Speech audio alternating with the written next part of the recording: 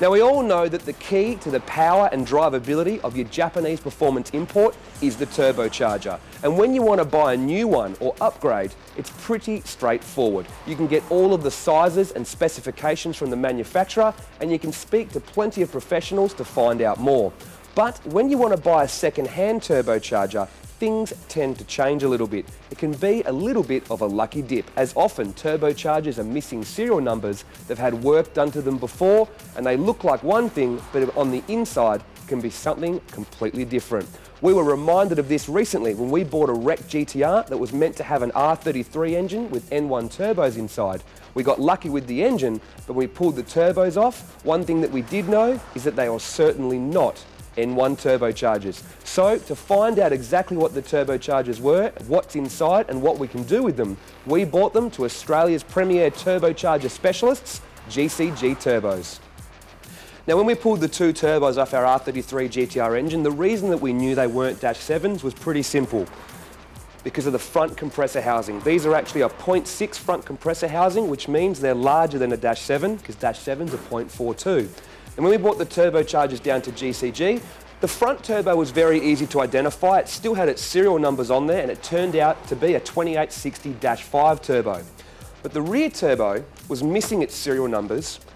The center cartridge is actually a plain bearing, so it's a bush bearing, while the Dash 5 is a ball bearing. And the rear housing, although the same size, is missing the divider. So this turbocharger actually turned out to be a bit of a bitzer. Someone has put this turbocharger together in the past. It was lacking any type of serial numbers, and when they pulled it apart, they actually found out from the wear on the thrust, as well as the damage to the wheels, this turbocharger's had a pretty severe failure at some stage and needs a rebuild either way. Well, we ended up with two mismatched turbos that are both able to be rebuilt, but obviously we don't want to put two different turbos back onto our RB26.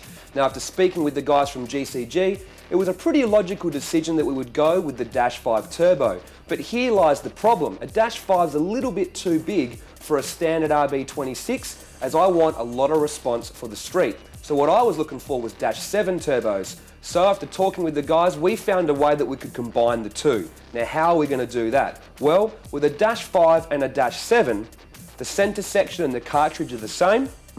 The rear housing as well as the rear wheel are the same. The only difference between them is that the front compressor housing on a Dash 5 is bigger and it has a different front wheel. If you take a look a little bit closer, here's the Dash 5. As you can see, the wheel fits inside, but when you pick up the Dash 7, it doesn't fit. So what we're going to do is high flow the Dash 7 compressor housing, so we end up with effectively a high flowed Dash 7 turbo.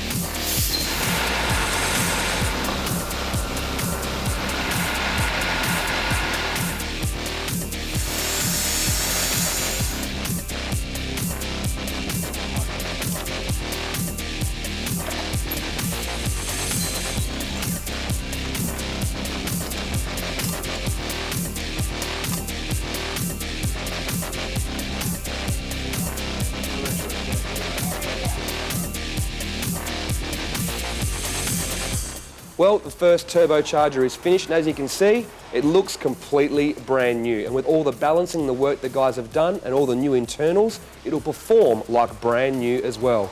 Now, we mentioned before that when buying a second-hand turbo, you often don't know what's inside, no matter what it looks like on the outside. And this turbo is proof in point of that.